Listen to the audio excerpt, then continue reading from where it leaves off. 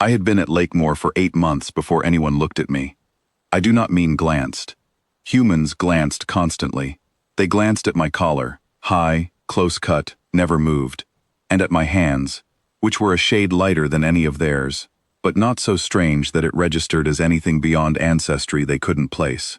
They glanced at my eyes, copper gold and a little too still, and then looked away again the way you look away from a lamp that is slightly too bright. I was catalogued and dismissed in the same motion. I had grown quite good at that. My handlers, watching from a gray sedan at the edge of the faculty lot, had noted in their reports that I had achieved satisfactory concealment. Satisfactory. 8 months of it. My name, the name they enrolled me under, was Sarah Talvin. The real name, Sarah Vintal, was on documents that lived in a vault 3 star systems away. My rank was on my skin, just below the collar line, a sovereign mark, 3 interlocked rings, the color of old bronze, identifying me as the last living heir of the Telvari succession. The mark was not decorative. It was a biological signature, older than the dynasty that bore it, and it responded to proximity, to emotion, to the particular charge of being recognized.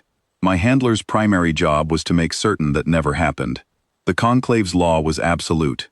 No acknowledged bond between a Telvari heir and a species outside the succession lineage. Acknowledgement, in Telvari terms, meant a mutual act of recognition, one being truly seeing another and choosing, quietly, to see them back. The conclave considered this very nearly impossible across species lines. They were not wrong to think so. Most humans, in my experience, did not see much beyond the surface of anything. The history instructor was named Darren Marsh. He was 37, I learned later, though he looked older in the good way, the way things look older when they have been used and have held up anyway. He had a scar along his left jaw that he never explained, and dark hair going silver at the temples, and the particular kind of stillness that some humans develop when they have stopped needing to perform for a room. He was, by any measure, unremarkable. The morning it began, I had been sitting in the 3rd row for 6 weeks. He was midway through a lecture on supply chains and the erosion of civic trust when he stopped. Just stopped, set down his marker, and looked at me. Not past me, not through me, not in the glancing way, but with the focused, unhurried attention of someone who has noticed something and decided it deserves a moment. "Are you all right?" he said. The room was quiet, 22 other students. None of them looked up. I said I was fine. He held the look 1 beat longer, nodded once, and returned to the lecture. That was all. 3 words and a nod. My handlers filed nothing unusual in their daily report, but the mark beneath my collar had warmed, just faintly, the way it did when something real moved near it. I catalogued it and tried to set it down. I could not entirely set it down. The next Tuesday, he held the classroom door as I came in. Not as a performance, not looking to see if I'd noticed, already turning back to his notes by the time I passed through. The Tuesday after that, he pronounced my enrolled name correctly for the first time, without ceremony, in the middle of returning work. Other instructors had been mispronouncing it for 8 months and had shown no interest in revising. He did not explain how he'd worked it out. He simply said it right.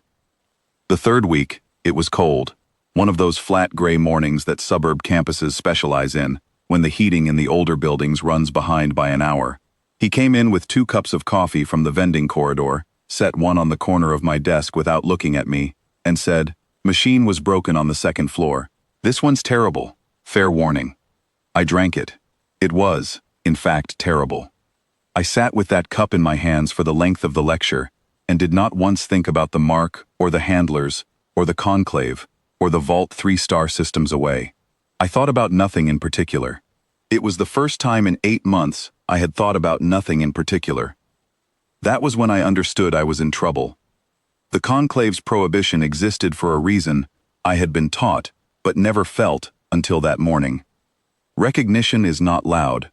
It does not announce itself.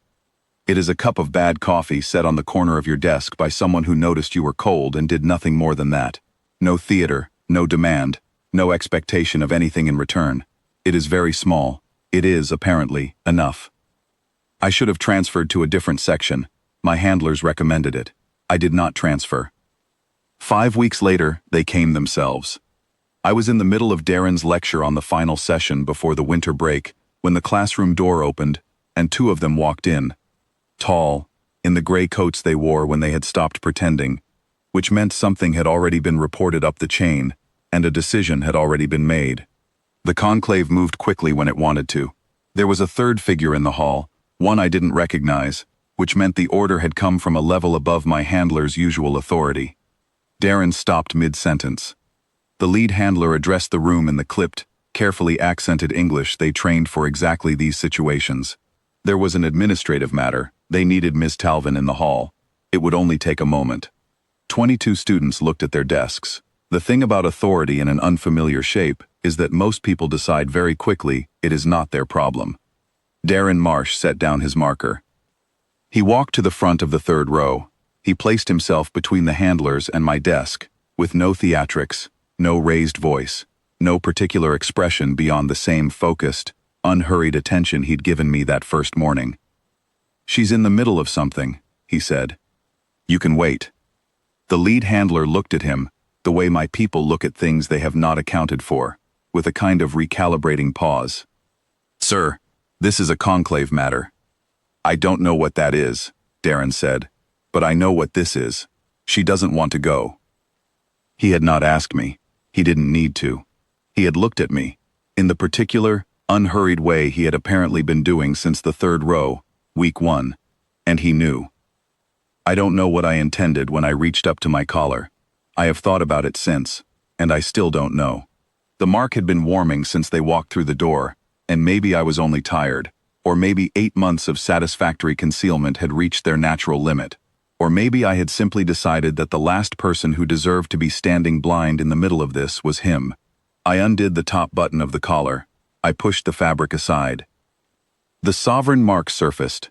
3 interlocked rings, old bronze, the color deepening as they became visible, and around them, the faint secondary glow that the mark produced only in a state of active recognition, a phenomenon the conclave had considered theoretically possible across species lines and practically impossible. The room saw. The handlers went very still. Darren did not move. He looked at the mark, and then he looked at my face, in that order, and his expression did not change in any way I could have predicted. It was not shock. It was not the recalibrating pause of something encountering an unaccounted variable. It was the expression of a man who has just had a suspicion confirmed. He turned back to the handlers. "I'll say it again," he said quietly. "She's in the middle of something." What followed, the conclave's response, the renegotiation of my status, the 3 months of hearings that eventually produced a ruling my handlers described as unprecedented, and the senior conclave archivists described as technically permitted under a clause no one had invoked in 400 years, is a long story for another time. What I carry from that room is smaller than all of that. After the handlers finally withdrew, after the other students had been quietly redirected and the door was closed, Darren picked up his marker and looked at me across the empty classroom. I was still sitting in the third row. The mark was still visible. I had not covered it. "You've been here since October," he said. "Yes." He nodded, the same once, the same way he had nodded 8 months ago after asking if I was all right. "Then you should know," he said, "that the coffee machine on the 2nd floor has been fixed for a month. I've just been going to the 3rd floor anyway."